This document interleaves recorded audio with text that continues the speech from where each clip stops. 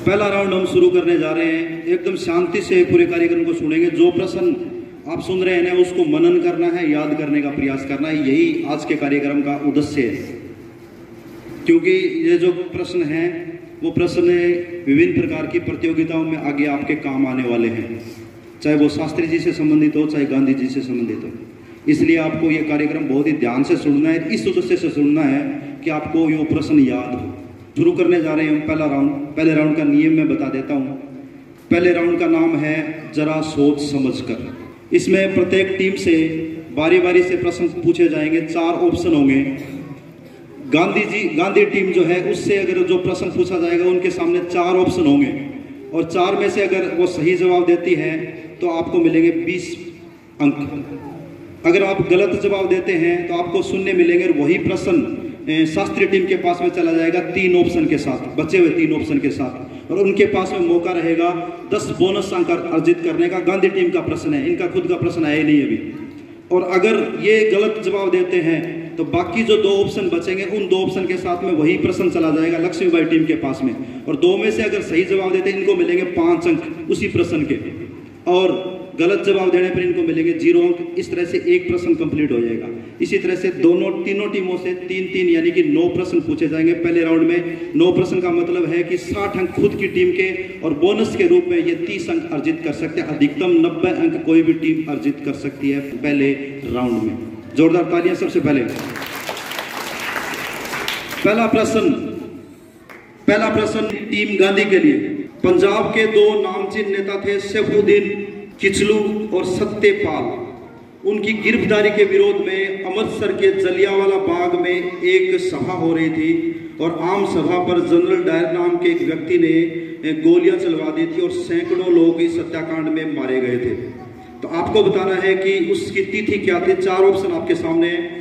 ए 13 अप्रैल 1920, B 13 अप्रैल 1919, सी 17 अप्रैल 1919, और D है 17 अप्रैल 1920। 4 option है। सही उत्तर देने पर 20 और गलत उत्तर देने पर 0, और यही चला जाएगा इनके पास में।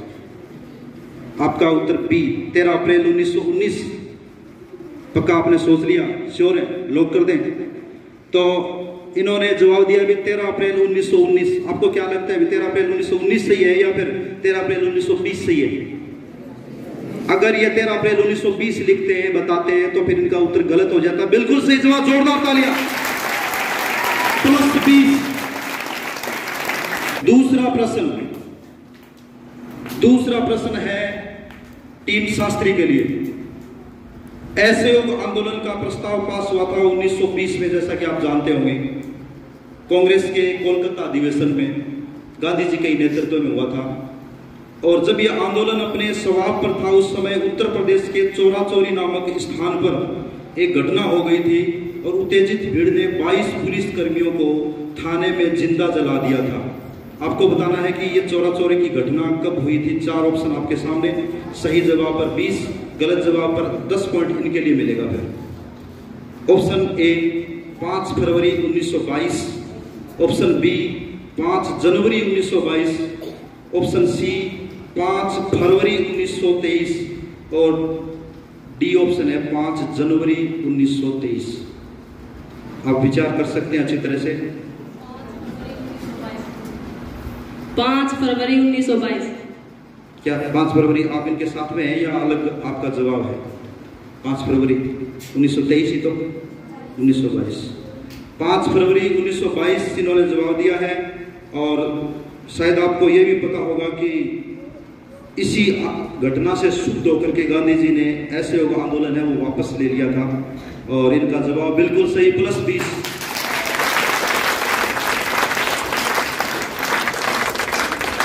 तीसरा प्रश्न आपके लिए टीम लक्ष्मीबाई के लिए। आपको बताना है कि गांधी जी की आत्मकथा का क्या नाम है। गांधी जी ने एक आत्मकथा लिखी थी जिसमें 1921 तक का वर्णन है, 1889 से लेकर के 21 तक है। तो उस किताब का नाम क्या है आपको इन 4 में से बताना है। Journey of my life A, B option है विंग्स ऑफ फायर, सी है सत्य के साथ मेरे प्रयोग, और डी है अनटू दिस लास्ट। चार में से आप विचार करके अच्छी तरह से और बताइएगा कि इसमें सही जवाब क्या है। सत्य के साथ मेरे प्रयोग, इनका जवाब है भी सत्य के साथ मेरे प्रयोग। पक्का याद, पक्का कन्फर्म है, विचार नहीं करना है। कौन सी भाषा में लिखी गई थी ये किताब? तो सत्य के साथ मेरा प्रयोग, तो ये तो हिंदी शब्द है, गलत होने की संभावना लग रही है ना? नहीं है। इनका जवाब है बिल्कुल सही, तालियां बजाएं भी एक बार। अभी थोड़ी देर पहले मैंने आपको बताया था ना कि 22 पुलिसकर्मियों को जिंदा जला दिया गया था चोरा चोरी कांड में, और उसके कारण गांधी जी के ऊपर राजद्रोह का मुकदमा चला था। और ब्रिटिश जज था ब्रूम, उन्होंने 6 साल का कारावास की सजा सुनाई थी और उस 6 साल के कारावास के दौरान उन्होंने ये किताब लिखी थी, गांधी जी ने सत्य के साथ मेरा प्रयोग। जो चौथा प्रश्न टीम गांधी जी के लिए। 1940 में गांधी जी ने अंग्रेजों के विरुद्ध व्यक्तिगत सत्याग्रह चलाने का निर्णय लिया था, आपको पता होगा शायद। तो निम्न में से किस व्यक्ति को गांधी जी ने दूसरे सत्याग्रही के रूप में प्रयोग किया था, दूसरे सत्याग्रही के रूप में चुना था? उस सत्याग्रह में लगभग 30,000 लोग जेल में गए थे, आपको पता होगा। भारत के 30,000 लोगों ने अपने आप को गिरफ्तारी दी थी गांधी जी के इस आंदोलन का साथ देने के लिए। तो उसमें से पहला व्यक्ति तो कोई होगा, वो बाद में बताएंगे, लेकिन आपको बताना है कि दूसरा व्यक्ति कौन था जो जेल में गया था। ए पंडित जवाहरलाल नेहरू, बी विनोबा भावे, सी ब्रह्मदत्त और डी गांधी जी खुद। इन चार में से बताना है कि व्यक्तिगत सत्याग्रह में जब 30,000 लोग जेल में गए थे, पंडित जवाहरलाल नेहरू दूसरे व्यक्ति थे। आपका कहने का मतलब कन्फर्म है? आप भी सोच ले एक बार। तो पहले व्यक्ति कौन थे आपको ये भी पता होना चाहिए। फिर कौन? विनोबा भावे। तीसरे का भी पता होगा, फिर ब्रह्मदत्त। पूरा रोटी गए बात आए थे, गलत करो को नहीं। पहले दूसरा तीसरा तीनों ही बता, तो फिर अनबेरी ऐसे ही है, गलत है। तालियां बजाएं में एक बार।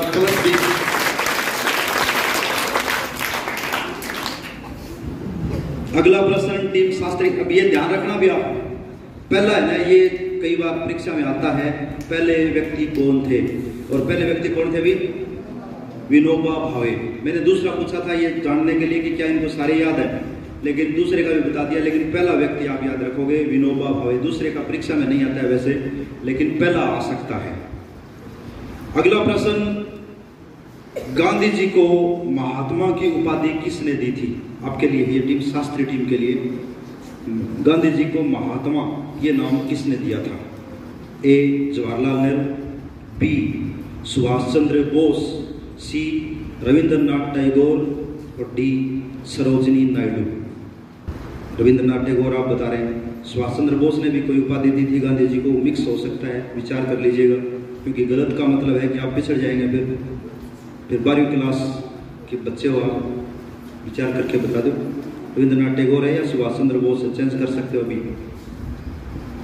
फाइनल उत्तर रविंद्रनाथ टैगोर डन कर दें। रविंद्रनाथ टैगोर, भागीरथ जी कह रहे हैं सही जाएगा, पहले से ही ताली बजा रहे हैं, जोरदार तालियां, सही उत्तर।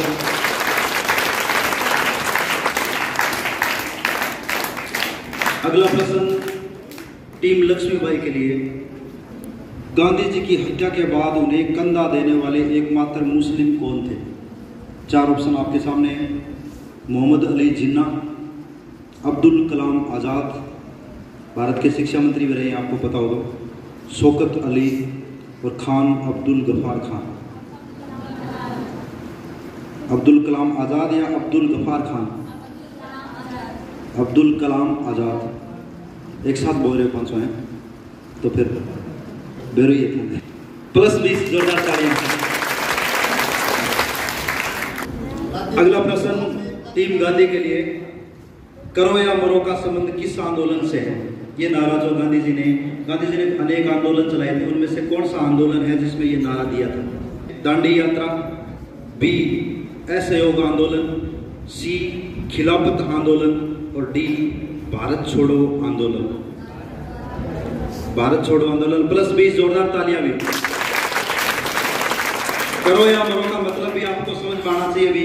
करो का मतलब है आवाज उठाने से, सड़कों पर उतरने से, सामने वाले के जुल्मों में शामिल नहीं होने से, करो का मतलब। और मरो का मतलब है कि अगर ये नहीं कर सकते, आवाज नहीं उठा सकते, तो फिर हमें मरना है, मारना नहीं है, या हिस्सा इसमें बिल्कुल नहीं है। मरो यानी कि इस पाप के भागीदार बने, इससे अच्छा है कि हम अपना जीवन ही त्याग दें। तो ये मरो शब्द का करो या मरो में हिस्सा बिल्कुल नहीं है। गांधी जी की आलोचना करने वाले लोग कहते हैं कि एक अहिंसावादी जो गांधी जी थे, उन्होंने आखिर में करो या मरो का नारा दे दिया था। ये बिल्कुल नहीं है। करो का मतलब है विरोध करो, और मरो का मतलब है करना ही पड़ेगा आपको। अगर नहीं करते हो तो फिर जीतते क्यों हो, मर क्यों नहीं जाते? मारने के लिए नहीं कहा है। अगला प्रश्न है, महात्मा गांधी जी ने सुभाष चंद्र बोस को किस उपाधि से नवाजा था? वीर सैनिक, देशभक्त, क्रांतिकारी या योद्धा? ए, बी और सी, डी। वीर सैनिक, देशभक्त, क्रांतिकारी या योद्धा? जर्मनी रेडियो पर जब बोल रहे थे सुभाष चंद्र बोस की हमने आजाद हिंद सेना बना ली है, तो उस समय गांधी जी ने उनको देशभक्त इस नाम से पुकारा था। जोरदार तालियां बजाएं आप। ये भी सही उत्तर। पहले राउंड का आखिरी प्रश्न है। अभी आपको बताना है कि गांधी जी की हत्या कब हुई?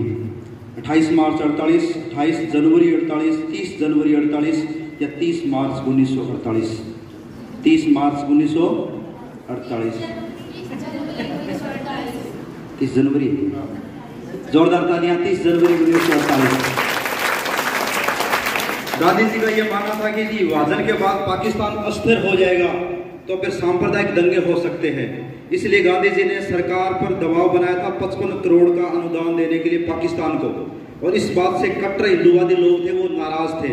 और उन्हीं में एक व्यक्ति था नाथूराम गोडसे। उन्होंने बिरला हाउस दिल्ली में जब प्रार्थना सभा के लिए गांधी जी जा रहे थे तो उन्होंने गोली मार दी थी, इस बात से नाराज होकर कि आप 55 करोड़ भारत के जो हैं वो पाकिस्तान को क्यों दिलवाना चाहते हैं। जबकि गांधी जी का ये मानना था कि अगर नहीं देंगे, पाकिस्तान अस्थिर रहेगा तो सांप्रदायिक दंगे भारत में फिर से भड़क सकते हैं।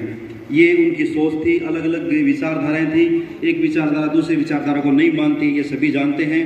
और कट्टर हिंदूवादी व्यक्ति था कोई नाथूराम गोडसे, उन्होंने गोली मार दी थी गांधी जी को और हत्या कर दी थी 30 जनवरी 1948 को। बिल्कुल सही था इनका।